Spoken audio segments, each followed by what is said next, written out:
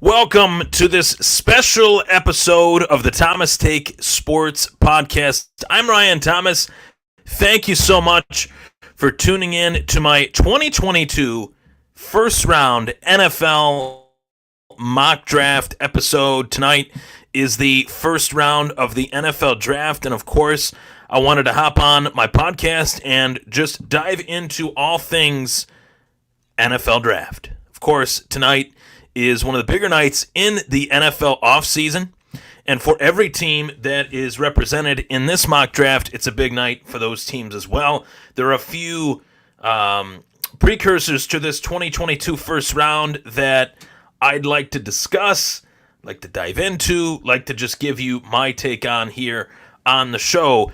Namely, the simple fact that as you look at the screen here, you see visually that multiple teams have multiple first-round draft choices in this 2022 first-round NFL draft. So we are using today the Pro Football Focus Draft Mock Draft Simulator, and I will be picking for every team in this 2022 NFL draft, and we start off with the Jacksonville Jaguars with the first overall selection.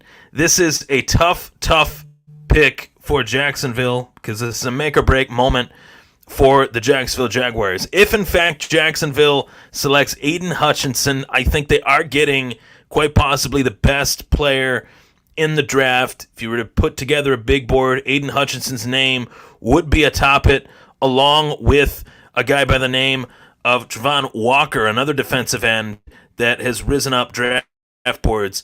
If we were to compare the two and just look at just pass rushers, edge rushers in this draft, we would say that Hutchinson and Walker are the top two, and everybody else, yeah, they're pretty close. This is a great edge rusher class in terms of this draft. But for the sake of it, I'm just going to throw out there that the Jacksonville Jaguars want to play things safe and take the guy that most people believe is the best player on the board in Aiden Hutchinson, the number one overall rated player. He has an average draft position, as you can see here, per the users of the Pro Football Focus Mock Draft Simulator at 1.6. So the majority of people believe that Aiden Hutchinson is going to be that first overall pick tonight on draft night, drafting that first round. So I'm going to go with Aiden Hutchinson being drafted by the Jacksonville Jaguars. Next up on the clock, the Detroit Lions. You obviously have a wide variety of areas of need that you could look at in this draft. And these rankings are very interesting for a wide variety of reasons. They're not according to my rankings. I'm going off of the rankings that Pro Football Focus has. My rankings, my top 5 positional players at each position, I put those out on my Twitter at Ryan Thomas Takes, so you guys can check those out. I would honestly say that this is a pick for the Detroit Lions that can't be one that they just go out and make a wild move.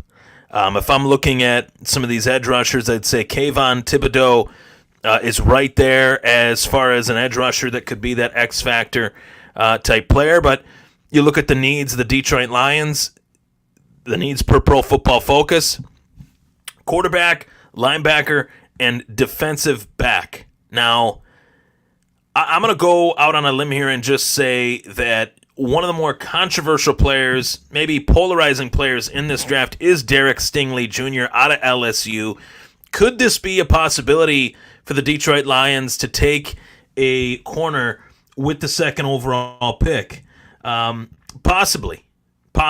You look at the career highlights, the highest coverage grade in the country as a true freshman in 2019. In high school, 14 interceptions in his final 20 high school games.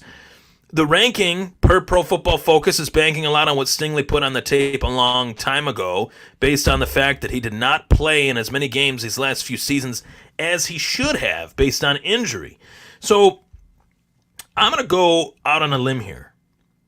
And I'm just going to say that the Detroit Lions are actually going to be smart. They're actually going to take a player that I think fits what they need more than anything, and that is a edge rusher.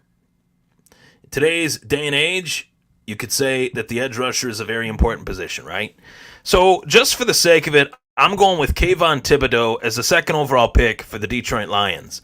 Thibodeaux has been ranked inside the top 5. I have him going to the Detroit Lions. I do believe Thibodeaux, along with Walker, are 2A and 2B. The Houston Texans have needs at every single position. That is a safe assessment.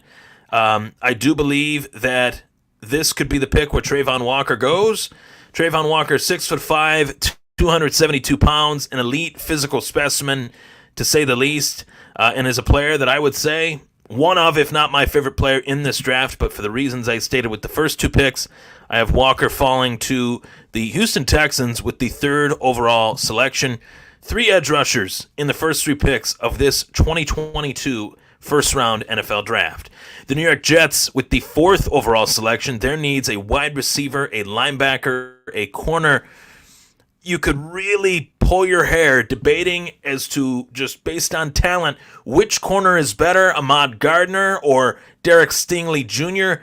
I'm going with Ahmad Gardner. I think that Sauce Gardner is the guy to be taken off the board first at corner for this draft, and I have the Jets going with Ahmad Gardner at pick number 4. The New York Giants, with their first of 2 first-round selections, they pick 5th and they pick 7th. Most people believe that first-year head coach Brian Daboll will trade one of these picks away. We could potentially see one of these picks be traded away in the process of this draft, and I do believe in my heart of hearts we will see that. But just for the sake of argument, I don't think it will be this 5th pick. I think we could potentially see the 7th overall draft choice by the New York Giants traded away. So, with that being said, first-year head coach Brian Daboll, who could he bring in to put his stamp on this team? And will it be, in fact, an offensive lineman, a edge rusher, or a linebacker? You look at the board here, you still have Charles Cross, you still have Ikem Ekwonu, and you still have Evan Neal. Out of those 3 tackles, which one do I see as the surefire best bet for this draft? The guy that I really like is Ikem Ekwonu. He's the single most dominant run-blocking tackle in the country. Those were the words of Pro Football Focus, and I would endorse that sentiment. 18 big-time blocks in the run game this past season, with 7 more than the next closest Power 5 offensive lineman, and his grade high each and every week. 6'4", 310 pounds, a sophomore, a young offensive lineman coming into the league at the age of 21. I think the Giants will look to build around Daniel Jones in this draft here moving forward, but a tackle, a guard, possibly a center, guy that can play any which position on the line. Ikem Ekwonu, I have him going to the New York Giants at 5th overall. Next up, the Carolina Panthers. And in this draft, there is no team more polarizing, more confrontational, or I guess you could say polarizing, maybe you could say on the hot seat in terms of Matt Rule. Who would have thought that no more than 2 years ago, that Matt Rule would be on the hot seat possibly in this NFL season, heading into this NFL season.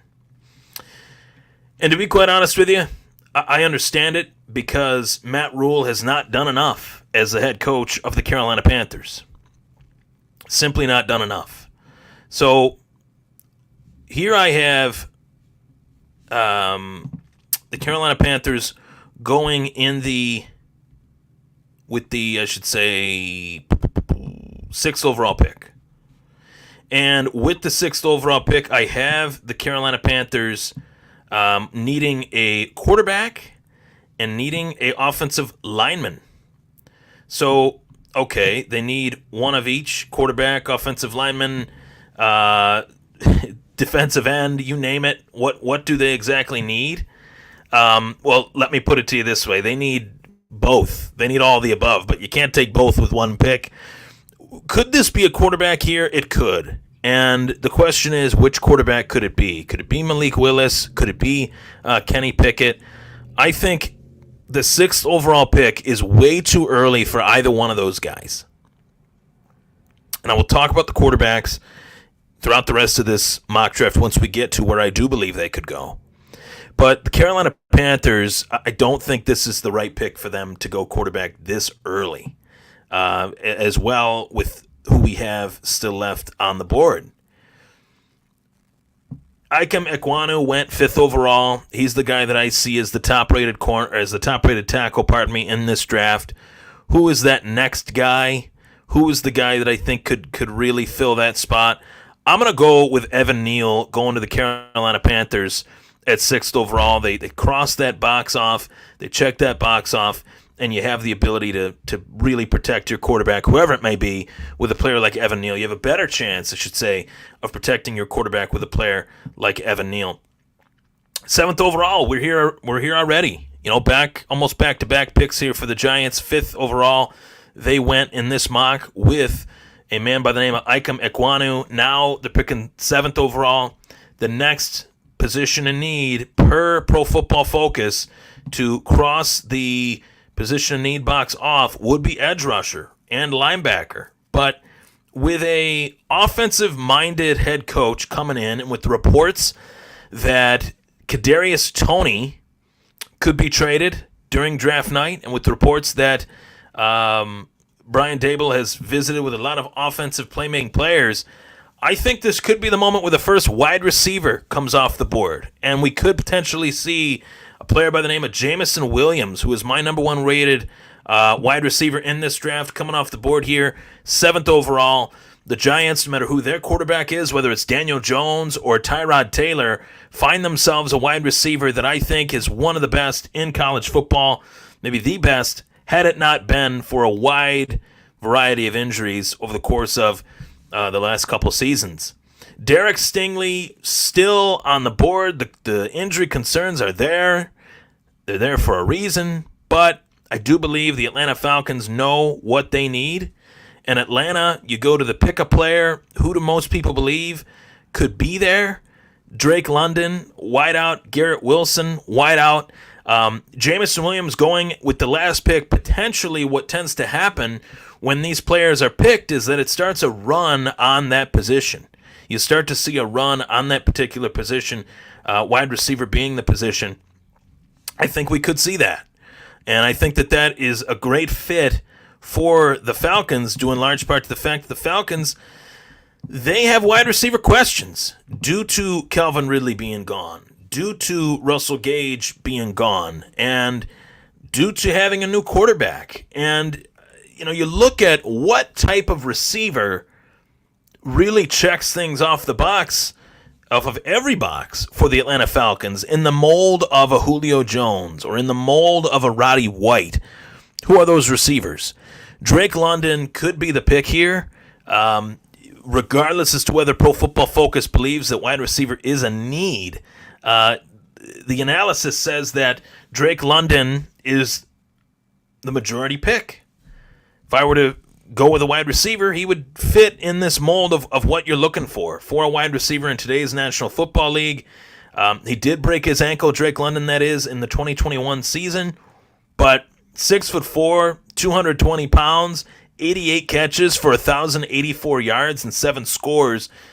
They say 6'4". I think he's actually a little bit taller than that, and dare I say it, he could end up growing a little bit more, due in large part to the fact that he's only 20 years old. So Drake London's one of those guys that I think if you're in the top 10 and you want a skill position player that can come in and be that impact type player, the Atlanta Falcons need a lot of that. I'm going to weigh the equation of Drake London or Derek Stingley.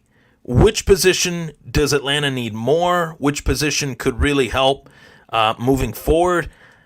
I'm going to go with Drake London. 2 wide receivers, 7th and 8th overall, back-to-back for the Giants, as well as the Atlanta Falcons taking the first 2 receivers in this draft. The Seattle Seahawks now on the clock with the 9th overall selection. Seattle, make no mistake about it, they're in a little bit of a rebuild mode, but Pete Carroll hasn't used those words. Pete Carroll has kept things pretty close to the vest in terms of where he sees the Seattle Seahawks currently as it stands. And I see a player on this board that is sticking out like a sore thumb in terms of his ability, in terms of how he could fit the mold of Pete Carroll's defense. and I say defense, there are two positions in need per Pro Football Focus that could be checked off here for the Seattle Seahawks. Frankly, all four of those, quarterback, tight end, edge rusher, and corner, are the positions in need for Seattle. And you could see Seattle going any which direction in this draft, any one of those directions. But quarterback at 9, way too early. I don't have any of these quarterbacks rated as a top 20 player, and I think there's good reason for that. There's tackles, Charles Cross. There's edge rushers, George Karlaftis. There is corners, Derek Stingley and Trent McDuffie. Personally, Kyle Hamilton, I believe, is the pick that could really help the Seattle Seahawks moving forward. I know they have Jamal Adams, but adding a player like Kyle Hamilton, who is a anomaly as far as a safety with his size, he's 6'4", 220 pounds. He is a center fielder out there, and he's somebody that reminds me of, dare I say it, a man by the name of Earl Thomas III that Seattle let go, and they've been unable to replace him. And I think Kyle Hamilton could really show up big in Pete Carroll's defense. So I'm going with Kyle Hamilton, the first safety off the board in this draft, going to the Seattle Seahawks at 9. Pick number 10, the New York Jets. It's no secret the New York Jets are in rebuild mode with Robert Saleh. We go back to the board of picks so far. Aiden Hutchinson to the Jacksonville Jaguars. Kayvon Thibodeau going to the Detroit Lions. Travon Walker going to the Houston Texans. Ahmad Gardner going to the New York Jets. Ike Mekwanu going to the Giants. Evan Neal to the Carolina Panthers. Jameson Williams, a wideout, going to the Giants. And Drake London, a wide receiver, going to the Atlanta Falcons. Last and certainly not least, Kyle Hamilton, the last pick, 9th pick overall, going to the Seattle Seahawks. So I do believe that the New York Jets at 10th overall, rounding out this top 10, have to get a player that really just checks off the skill position box. A player that I think would bolster this offense of the New York Jets in so many ways. And to get a Sauce Gardner with your 4th overall pick, your first top 10 draft selection, and then to bookend that with a player by the name of Garrett Wilson, 6'0", 183. The ability for Garrett Wilson to not just generate separation, but to work out of the slot and run these drag routes, run these slant routes with just true precision, cutting up a defense. He reminds me of a Deebo Samuel type guy. He reminds me of, dare I say it, an Antonio Brown type player in his heyday, both in the slot and on the outside. He can play both positions as a wide receiver very well. And I think for Zach Wilson to be throwing to Garrett Wilson, you're going to be very happy as a Jets fan moving forward with this youth movement that's going on in East Rutherford, New Jersey. So the Garrett Wilson, to me, is the pick here for the New York Jets. The first draft choice in the history of the Washington Commanders, no longer the Washington football team. You have quarterback on the docket, you have guard, you have center, you have linebacker, and you still have a man by the name of Derek Stingley Jr. just free-falling in this draft. But I think the Washington Commanders are rebuilding their identity as a franchise. The receivers that you could say could potentially go to Washington, the Garrett Wilsons, the Drake Londons, the Jameson Williams of the world, those are all gone, according to this mock draft. And frankly, I truly believe that Washington needs to take command and gain respect. And by doing that, you'd be getting tough. You'd be creating a team that is extremely tough. And there are no players in this draft, in my opinion, as tough as Devin Lloyd. There might not be 4 players, and there might be only 4 players in this draft, maybe 4 players in this draft that are as good as Devin Lloyd. Devin Lloyd, to me, is one of the premier players in this draft class. He's an all-around linebacker. He's a guy that I think will be a great linebacker in this league. Wherever he falls tonight, they will be very, very lucky to have him. Pro Football Focus says there may be no better all-around linebacker in the class. Lloyd can take on blocks, blitz, and cover tight ends at a high level. He earned a 90.2 grade this past year with an above-average grade in every facet. Out of Utah, the Utah Ute, Devin Lloyd, without a doubt, one of the best defensive players in this draft, and I truly believe, when push comes to shove, Devin Lloyd, per the people, is selected as a 17% chance to be picked. Wide receiver, yeah, that's the position that could go. It's wide receiver 35.4%, linebacker 24.2%, quarterback 13.1%. To me, I think you got to go with a player that makes your team immediately tougher. Immediately a team to look at and say, wow, they just got a lot tougher. We could take them seriously. Devin Lloyd, I think that's the right pick for the Washington Commanders. If, in fact, those receivers, as I see it, being gone, could be gone. The Minnesota Vikings, you got guard, you got center, you got edge rush, you got corner. And in that division, with Green Bay, with Chicago, with Detroit, you don't have a lot of skill position players that you're playing against in that division any longer. Green Bay's got Sammy Watkins.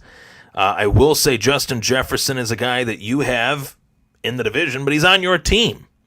So if you want to do the iron sharpens iron mentality of the situation, and look at the analysis as far as who could go to the Minnesota Vikings, corner is a position that is picked by 47.1% of Pro Football Focus users that are playing this mock draft simulator, right?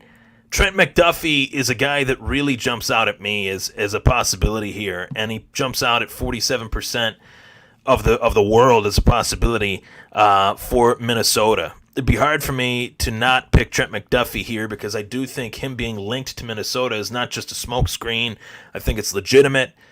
I also see Derek Stingley Jr. I know Derek Stingley, prior to the injuries, was really, really good. The injuries are obviously a problem, but I do have Trent McDuffie going here regardless, just based on his health. And Trent McDuffie as a player, 5'11", 193, outside of length, per Pro Football Focus. McDuffie has everything you could want from a high-end cornerback, 5'11", plays bigger than his size. Trent McDuffie, for me, the pick, boom, Minnesota. They got their corner. The Houston Texans with their second first-round draft choice. They have needs at every position. The analysis says, based on that, Drake London could be their pick. Well, Drake London's gone. George Karlaftis could be their pick. Garrett Wilson could be their pick. Well, Karlaftis is still on the board. Wilson's gone. Trent McDuffie's gone. Wide receiver looked at as a possibility. George Karlaftis should be the move here. George Karlaftis, J.J. Watt light, based on his ability on the defensive line with his hand in the dirt, so to speak. Versatile, to say the least. The stats jump out at you. The stats show that he played in 12 games last year. He had 667 snaps on defense, 5 sacks in those 12 games. And for Purdue, he was a cog in the lineup for the Purdue Boilermakers. So realistically, I do believe that George Karlaftis could be the pick here.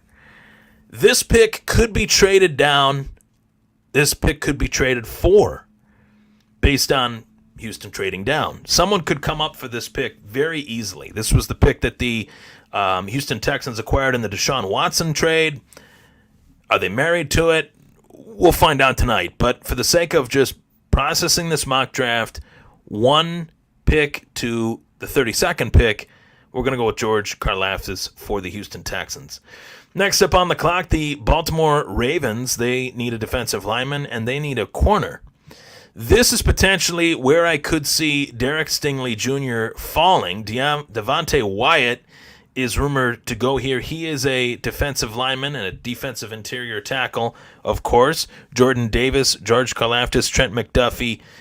Most, I believe, don't see Derek Stingley Jr. falling this far, but I do, due in large part to the fact that he did have the injury. So Derek Stingley Jr., to me, falling to the Baltimore Ravens at 14 is just simply Ozzie Newsome luck.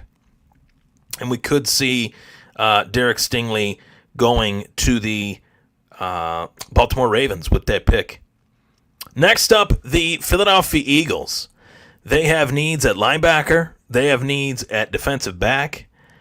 The best linebacker in this draft is already gone. Devin Lloyd, gone. He went to the Washington football team. You have George Karlaftis gone as well. Nakobe Dean, linebacker. Could that be another linebacker in this draft that could come off the board? Drake London is gone. Trent McDuffie is gone. Jamison Williams is gone. So according to based on how people are picking, I could definitely see this being a situation that presents itself. They don't have the opportunity to get Lloyd. They'd be settling for Charles Cross. They'd be settling. They need Charles Cross. Do they need Tyler Linderbaum?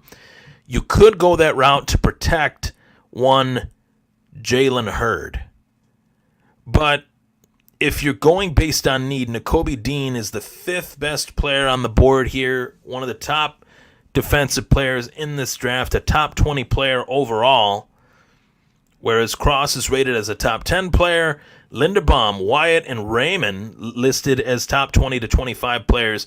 Nakobe Dean, 15th overall. I could very well see Nakobe Dean going right here to the Philadelphia Eagles. I like that pick for Philly, to be quite honest with you. So we'll go with that. The New Orleans Saints. Okay.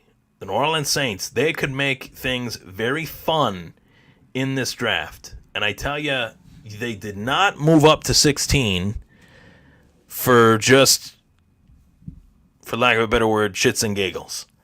When a team moves up into the top 16, 15, 16 picks, they're making a play for somebody. And it's somebody that they really see as that blue chip player at a skill position.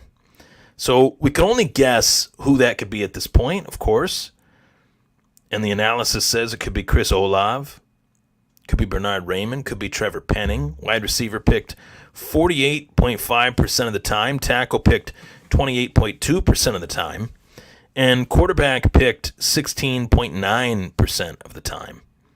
So frankly, I think 16.9% of the world is onto something in terms of them moving up for a quarterback.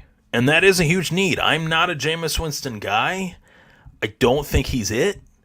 They went the route of re-signing Taysom Hill, and I don't think he was it either.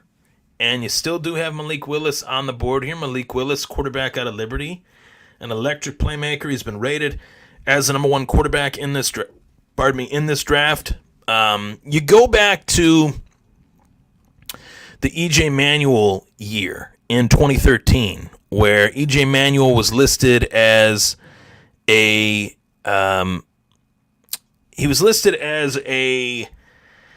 first round quarterback. Yeah, he was. That did happen. But to be fair, that was a thin quarterback class, just like this one is. Is Malik Willis the E.J. Manuel of this draft? I'm not quite sure. You know, it would kind of lean that way just based on how, I'm not saying Malik Willis is E.J. Manuel as an NFL quarterback, but as far as him being a prospect, is Malik Willis the best prospect in this draft at quarterback? I would say so. But does that mean that you should take him with a first-round draft choice? I don't think it should.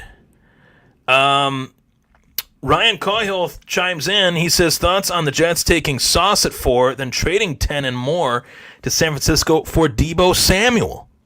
That could quite possibly be a situation that presents itself. And if, in fact, it does, the Jets are putting the whole rest of the league on notice that they mean business. If, in fact, it does. I don't know if it will, but it's definitely something to monitor throughout this draft night. The draft night does one of two things. It helps make every team get incrementally better or worse based on how they pick, and it also helps players get traded. I think names that could get traded: Deebo Samuel. Yep, sure. Deebo Samuel could go. Baker Mayfield could go tonight. Who's to say he won't? Who's to say it's a surefire thing that he will? You know, that's another story for another day. But Malik Willis, to me, to the New Orleans Saints, I think, is pretty damn likely. I don't want to say 50% because that would be a little bit overzealous. But at this point, you make that move, Philly falls back, you fall forward, and I don't see it being a wide receiver. I can't convince myself that it's any position other than a quarterback. Just me speaking honest. Pro Football Focus has Malik Willis, Sam Howell, Desmond Ridder, and Kenny Pickett as the top 4 quarterbacks, along with Matt Corral rounding it out at the 5th best quarterback. And to me, I have it Malik Willis, Kenny Pickett, Desmond Ridder, Matt Corral, and Sam Howell. It's not that I don't like Sam Howell, but prior to Matt Corral being hurt, I really liked the Ole Miss quarterback named Matt Corral. Malik Willis, though, is a new age quarterback in terms of every quarterback has to have some ability at running the football. So without further ado, I'm going with Malik Willis going to the New Orleans Saints, 16th overall. Next up, the LA Chargers, who are a team that I believe is one of the more premier teams in the NFL. They shockingly missed the playoffs last season. I think that won't happen in 2022. I'd be stunned if it did. I see the LA Chargers in the pantheon of the AFC, along with Kansas City, along with Buffalo, for that matter, as the top 3 teams in the AFC. Justin Herbert, the real deal steal of the century. Charles Cross, he could be the pick here. Wide receiver, tackle, corner. Charles Cross is rated so high on everyone's boards. And I have him falling, and I can't really tell you why. It's just how things went. Someone's got to get picked high, and someone's got to fall. This, quite possibly, could be the best offensive lineman in the draft. Falling to the LA Chargers at 17th overall, just according to how these teams drafted based on their team needs. Charles Cross, LA Charger. Justin Herbert, protected. Sounds good. The Philadelphia Eagles, 18th pick overall. They have a linebacker need. They got Nakobe Dean. Their next need is a defensive back. I threw the olive branch out there that it could be a defensive back. I threw that out there because they need a defensive back. But a defensive back means safety or a corner. We go down the laundry list here. Players, Tyler Linderbaum is on the board. Devontae Wyatt is on the board. Bernard Rahman, Jordan Davis, Chris Olave. Really, the Eagles could go in a lot of different directions. You never really quite know what they're going to do. And that's not necessarily a bad thing. But it does show you that sometimes I don't really know what they're doing. And last year, they move up, they get Smith. I didn't anticipate that. Could they do this out-of-the-box move to just kind of take a guy that they believe is the next best guy? Do they go with 2 first-round wide receivers the last 2 years? And you look at the wide receiver group, there really isn't much there outside of the youth that they have at the position. Do they add to that? Do they get a compliment to Smith with Chris Olave? You go to the analysis, Nakobe Dean, Jameson Williams, Devin Lloyd, Devontae Wyatt. According to this, Devontae Wyatt would be the player that they could go out and get. And you do have to throw in the fact that they did let go of one stud veteran by the name of Fletcher Cox. So for me, Devontae Wyatt would be a guy that would fit here. And he would fit pretty damn well. I'm going to go back to the fact that we have a ton of expertise on this situation that says that the Eagles are willing to do whatever it takes to just simply get better. And we could see that with that pick there. Devontae Wyatt, he fills a hole on that roster. So with that, the Saints are back on the clock. Devontae Wyatt, yeah, he's the last pick there for the Eagles. This is where I see Chris Olave fitting in like a glove with the Saints. You get a new quarterback, you get a new wide receiver to pair with who you got there, Michael Thomas. You never know what's going to happen with him based on his health, based on his contract situation, all sorts of things. So the Saints, who took the Eagles pick in that trade, be getting their quarterback and their wide receiver. Pittsburgh Steelers, quarterback and tackle are the two needs. I am full-heartedly believing that the Steelers, the steel curtain, they got the steel curtain then. They don't really have it now. But are they in a position right now to get that big difference maker defensively? I don't think so. Are they in a position to get an offensive lineman to help protect quarterback Mitch Trubisky or whoever they decide to go with? Shout out to the family of the late, great Dwayne Haskins. That was a very sad story, to say the least. I really wanted to see a redemption story for him, whether it was as a backup in Pittsburgh or a starter. Didn't matter to me. I really felt like he was headed in the right direction, being a part of the Steelers with Mike Tomlin, with Brian Flores, and the first-class organization that the Pittsburgh Steelers are. It's unfortunate what happened, to say the least. Rest in peace to Dwayne Haskins. Tyler Linderbaum, for me, is the pick based on the fact that Tyler Linderbaum is a mauler of an offensive lineman. Could he play center? Could he play guard? The Steelers will find a spot for him no matter what. The Pittsburgh Steelers pick is done. The New England Patriots. What does the evil genius known as Bill Belichick have up his sleeve for this draft? And let me tell you, I think the Patriots, for the fact that they need a pass catcher, and they went out, they got Hunter Henry, they got Jonnu Smith, Nelson Aguilar, and they still need a pass catcher. Goes to show you the lack of success that they had in terms of their off season last year and how that translated to this season. But realistically, I think the Patriots have to get better at rushing the passer, whether it's Josh Allen, Zach Wilson, Tua. They didn't get to the quarterback enough last year, and I think getting to the quarterback is a huge part of success in the National Football League. Who better to do that on the inside of the line than Jordan Davis? Could that be the pick? Who better to do that? Travis Jones out of Connecticut. You have some interior defensive linemen here. You also have a edge rusher out of Florida State, Jermaine Johnson II, who I believe is one of the best players in this draft. And I will say it again, there are guys that will go in the 20s that should have, in hindsight, gone in the 10s. Jermaine Johnson Jr., one of the best edge rushers in this draft, edge setter in this draft, you could say, as well as Pro Football Focus did. I'm going with Jermaine Johnson II going to the New England Patriots, an edge rusher. The Green Bay Packers, their needs, of course, wide receiver, offensive line. You go to the analysis tab here, you have Chris Olave, who's gone, Treylon Burks. He is a wide receiver that I really like. He's 6'3", 220, thick, Arkansas Razorback, wide out. Wide receiver has got to be the pick here. If it's not, I think Aaron Rodgers, despite the massive contract that he got, he might riot.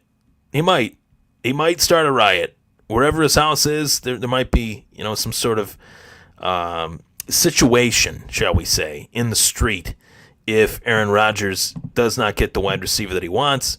So I'm going with Treylon Burks here. I like that pick for Green Bay. Makes a ton of sense.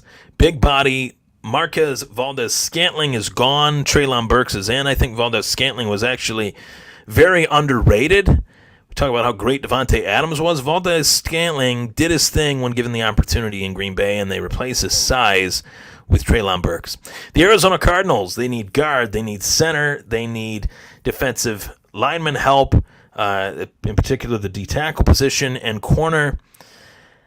Man, realistically, you could see a wide variety of options here. I think, as a matter of fact, I thought when the Cardinals drafted Kyler Murray first overall, I thought, man, that guy is going to get killed because they don't have the offensive line to really block for him, in the sense that he's playing this improvisational style of quarterback. And Bernard Rahman, I think, is a guy that could really come in and help that situation. 2 years ago, he was a tight end. Now he could be a first-rounder. And according to my mock, he very well should be. Earned the second highest grade of any offensive lineman this past season and only allowed 10 pressures. Bernard Rahman was a player that I did see play in Buffalo. going up against the UB Bulls, and UB had a ton of front seven players that were guys that got after it. And Bernard Rahman was somebody that I didn't even have on the quote unquote program as far as being somebody that could be an X factor in the game, and he was. So Central Michigan's Bernard Rahman going in the first round, I should say, first pick, first draft choice of the Arizona Cardinals. The Dallas Cowboys picking 24th overall in this draft. They need offensive line, they need defensive line, they need linebacker. To me, last year, there were few first-round players that were better than Micah Parsons. I think he was a solid pick by Dallas, one of the best draft choices that Dallas has made in recent memory, and I think Dallas can continue to get better on the defensive side of the ball. For years, they went overboard on offensive skill position players. Jordan Davis fits what Dallas needs. They need a thumper of a defensive lineman to stop the run in the NFC East. I'm going Jordan Davis to the Dallas Cowboys. And of course, here we are. The Buffalo Bills are on the clock at the 25th overall draft choice. Their needs are wide receiver and defensive line, in particular, as it says DI, defensive interior, which means a D-tackle.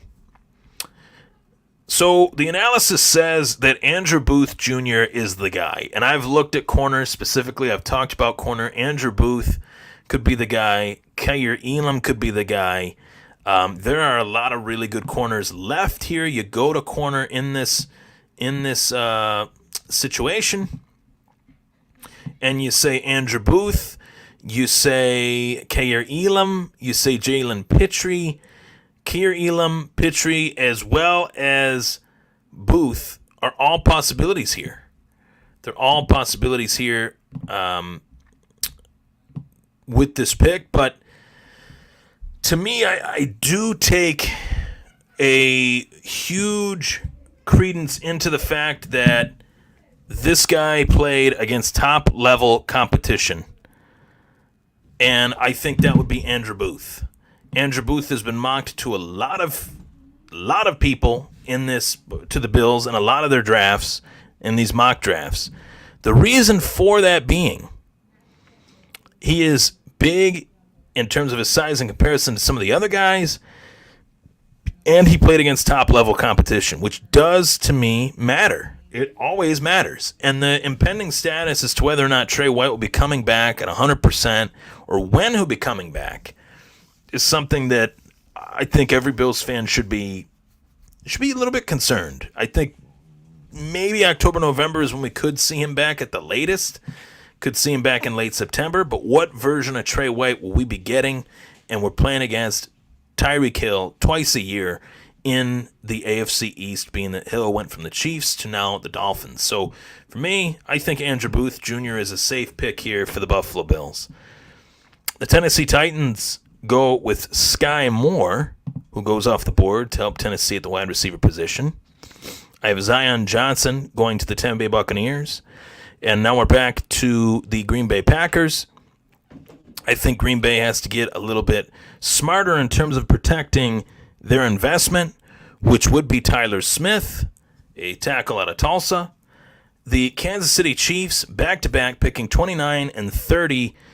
They could very well go in the direction of a Kaiir Elam at corner, and then back-to-back going with George Pickens, a wideout out of Georgia. Those are two players that I think fit Kansas City really well. It seems as if Kansas City has deviated from their original wide receiver plan with speed, with Mecole Hardman and Tyreek Hill. Hardman's still there. Hill is gone to Miami, but they bring in height. They bring in size. Juju Smith-Schuster and George Pickens would fill that very well as Marquez Valdes-Scantling, who I mentioned earlier.